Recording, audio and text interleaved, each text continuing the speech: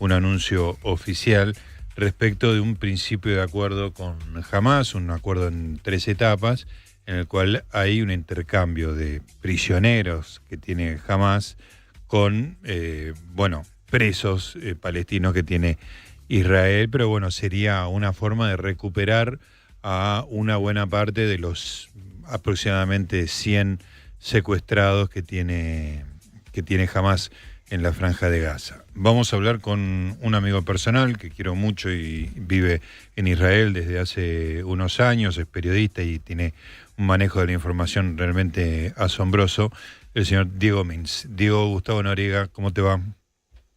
¿Cómo estás, Gustavo? ¿Todo bien? Muy bien. Contame un poco qué se sabe en este momento de ese posible acuerdo. Bueno, en las últimas horas, diría que en los últimos 2 o 3 días ha habido una serie de trascendidos, una especie de cadena de trascendidos, negaciones, reconfirmaciones, pero ahora aparentemente, interpretando esta ola por cómo viene, es inminente que se anuncie, probablemente si no es hoy, será mañana o pasado. Uh-huh. Pero no va a pasar de esta semana, por supuesto, que Hamás e Israel llegaron a un acuerdo por cese al fuego primero y por intercambio de rehenes israelíes en la Franja de Gaza a cambio de presos palestinos en Israel. Entre esos presos, la mayoría son prácticamente todos son lo que se considera presos de seguridad, algunos detenidos bajo la figura de detención administrativa, que es una figura algo polémica, controversial, pero también hay quienes han pasado por el sistema judicial israelí en todas sus etapas y están condenados a perpetua, a veces múltiples perpetuas por actos de terrorismo. Ajá. Hasta ahora lo que se viene mencionando es que en la primera etapa serán unas 33 mujeres o niños, todas las mujeres israelíes que están en Gaza, y los hermanos Vivas, que esto es duro decirlo, pero no sabemos en qué estado están, con eso me refiero a si están vivos. Si están vivos o Es no, algo que claro. si están vivos o no, nadie quiere de alguna manera decirlo. Hubo hace ya prácticamente un año que hubo una suerte de noticia desde Hamás, de un anuncio desde Hamás de que no estaban con vida. Hubo toda una operación psicológica de mostrar al padre de los niños y el esposo de Giri Vivas, que es argentina, nacida en Argentina, diciéndole que estaban muertos. Finalmente en Israel nunca se confirmó la información, jamás no volvió a mencionarlo, tampoco es jamás el grupo que los tiene aparentemente, sino un grupo menor dentro de la misma franja, y no se volvió a tocar el tema, pero es muy probable que cuando se empiecen a generar estas liberaciones nos enteremos finalmente, esperando por supuesto verlos con vida nuevamente aquí en Israel. Te decía, van a ser estos 33 rehenes, la mayoría de ellos o ellas, porque son prácticamente todas van a ser mujeres, Sí. con vida. Según la información que tiene Israel, no se sabe exactamente cuántos, no todos van a estar con vida aparentemente. Entre ellas están 5 soldados que salieron en las noticias varias veces porque estaban en una de esas torres de observación, de unos centros de observación. Salieron varias veces videos sobre las condiciones paupérrimas, inhumanas. Esta etapa, te cuento, también va a haber algunos hombres y ancianos. Se lo conoce como, esto es la parte, digamos, más tragicómica, se lo conoce como la etapa humanitaria. Pero la verdad que, digamos, de los 98 rehenes que todavía quedan allí en Gaza, todos están en una situación humanitaria muy, muy delicada, Claro, ¿no? Por claro. supuesto. Están hace un año y Pero medio bueno, de rehenes, claro. exacto. Pero bueno, esta es una lista que se confeccionó hace más de un año, bueno, prácticamente un año. Eh, Aparentemente lo que trascendió todavía no está confirmado es que por cada uno de las cinco soldados que se van a liberar en esta primera etapa, se intercambiaría por unos 50 presos palestinos, de los cuales más o menos la mitad podrían ser condenados podrían ser gente que está con cadena perpetua. Uh-huh. O sea, no, estamos hablando de civiles o de soldados contra presos de muchísimo riesgo. Sí. Y esto, por supuesto, no hace feliz a una parte de la población, Claro, a una parte de la política también en Israel. eso te quería preguntar, digo, ¿cómo se recibe esto en la sociedad? Después hablamos de política, digamos, ¿no? Pero en la sociedad, digamos, es traigan los rehenes a cualquier precio, o esto es una Sí, derrota en el sentido de que están consiguiendo mediante el ataque que hicieron en octubre del año pasado, del anteaño mejor dicho, claro. están consiguiendo liberar a su preso, que son presos legalmente presos. ¿Cuál es el ánimo de Sí, la sí, sí. sociedad? Mira, mi percepción es que, o sea, hay dos cosas. Por un lado, mi percepción es que cuando empiecen a liberarse efectivamente y veamos a los israelíes de vuelta acá, es probable que una gran parte de la población esté contenta. Ujú. Pero hoy, con los anuncios que se vienen, con las últimas horas, y en el día de hoy, hay dos grandes bandos y ninguno está contento. Porque por un lado están los que están completamente opuestos a cualquier tipo de arreglo, a no hacer ningún tipo de concesión, y que la única posibilidad que los contentaría es llevar la guerra hasta el final, hasta la total y absoluta derrota de Hamas y recuperar a los rehenes por la fuerza, algo que a mi humilde entender es prácticamente imposible, y Ujú. desde el gobierno también lo saben. Trump lo sabe, que es quien está, podemos hablar en un rato también de eso, que es Sí. quien está de alguna manera presionando más para que esto suceda. Y desde el otro lado, desde el lado de las familias de los secuestrados, principalmente, hay un descontento por este acuerdo parcial o gradual, como lo llamó hace un rato nada más el canciller Guidon Saar en una conferencia, diciendo que no es un acuerdo parcial, sino gradual por las etapas. Desde la logística va a tomar unos 42 días que se libere estos primeros 33.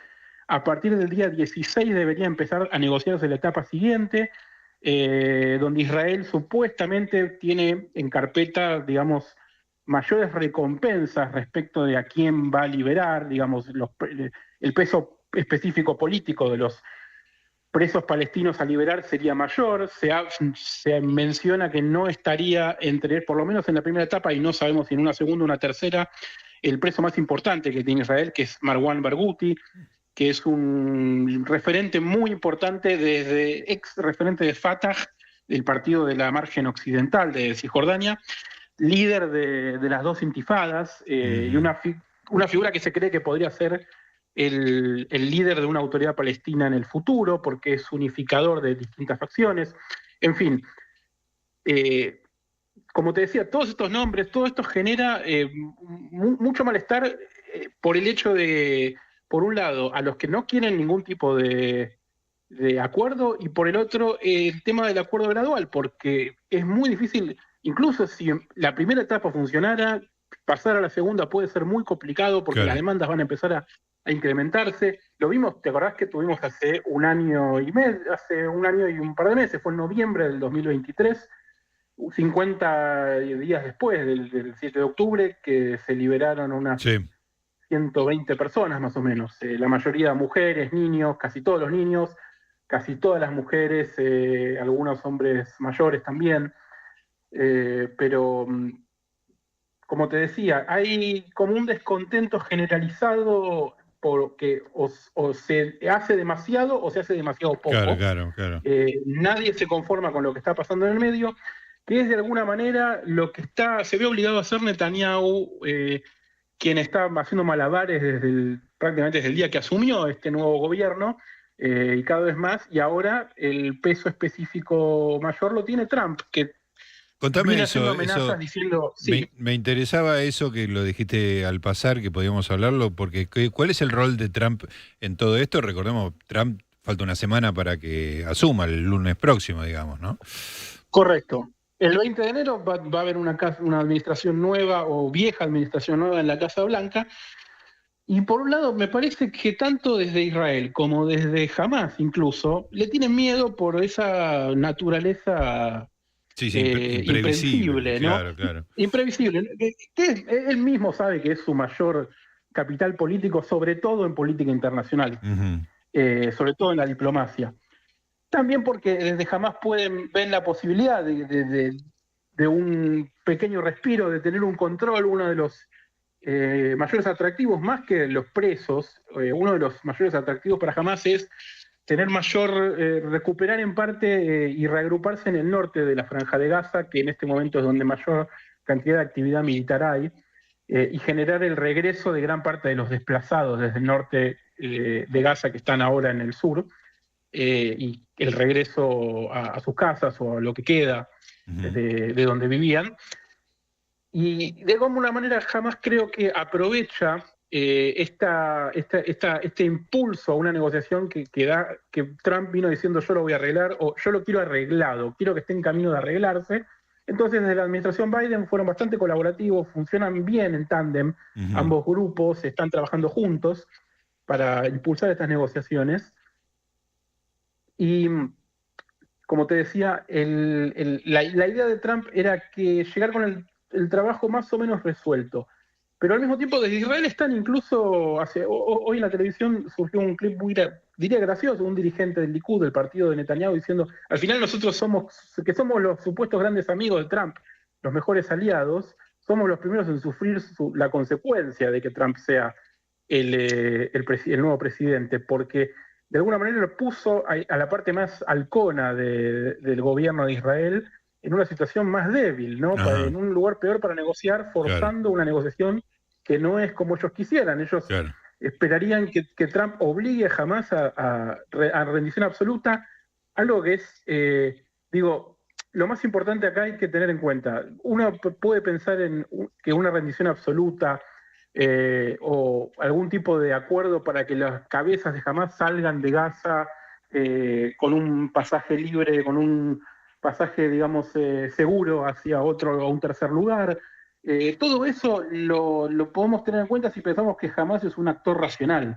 Y no lo es de ninguna manera. Ellos no les importa el sufrimiento de su propio pueblo, no les importa su propia muerte, o sea, hay una serie de circunstancias que generan que sea imposible aniquilarlos de alguna manera. Hay grandes debates en este momento sobre los cálculos equivocados que se hicieron respecto de que jamás era fácil de vencer y que Hezbollah iba a ser el difícil.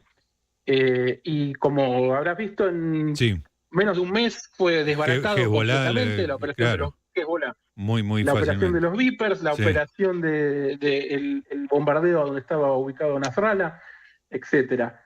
En cambio, Hamás es un poquito más racional, claro, y Hamás está por ahí más metido en la población, menos visible, digamos, y la tiene su mucho jerarquía. más, tal cual, y además la tiene muchísimo más sometida. No existe ningún tipo de disenso de ningún tipo en Gaza, no hay, y cuando lo aparece rápidamente se elimina.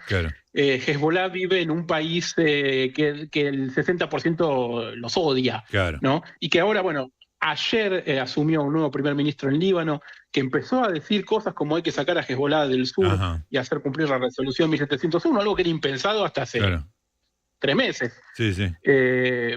Entonces ahí vemos un poco ese cálculo equivocado que hizo Israel con respecto de la guerra y cómo efectivamente Netanyahu empieza, sin reconocerlo, porque él siempre va a decir, ya hace mucho que no lo dice, pero él repitió durante más de un año la frase la victoria total, lo único que nos importa es la victoria total. Empieza a mostrar que no es posible una victoria total, no solo por esto de que se dice tanto de no se puede vencer a la idea, no se puede derrotar a la idea de Hamás, ¿no? Como que la idea continúa. La agrupación en sí tiene una naturaleza muy difícil de alguna manera, pero por las condiciones en el terreno, por la misma naturaleza de la materialmente la imposible. Claro, materialmente imposible. Exactamente. Te hago una pregunta para terminar. Sí, discúlpame, Diego. Sí. O ir o empezar a utilizar técnicas de guerra muchísimo más crueles, que es lo que nadie quiere hacer. Claro. Te hago una pregunta para terminar lo más breve posible que puedas, Diego, pero me interesa tu punto de vista.